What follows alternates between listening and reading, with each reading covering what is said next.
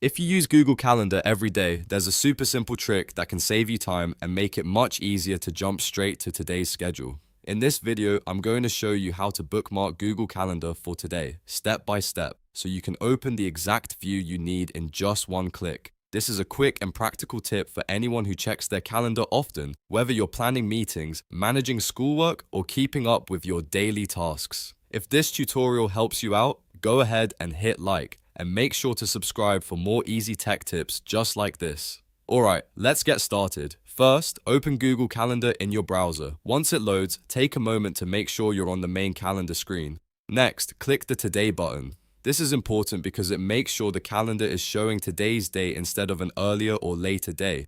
Now that today is displayed, you're ready to save it as a bookmark. On your keyboard, press Ctrl D if you're using Windows or Chromebook. If you're on a Mac, you can use Command D instead. This opens the bookmark window in your browser. In the name field, type something easy to recognize, like Google Calendar. Today. You can name it whatever makes the most sense for you, but a clear name will help you find it quickly later. Then choose where you want to save the bookmark, such as your bookmarks bar or a folder you use often. After that, click Done.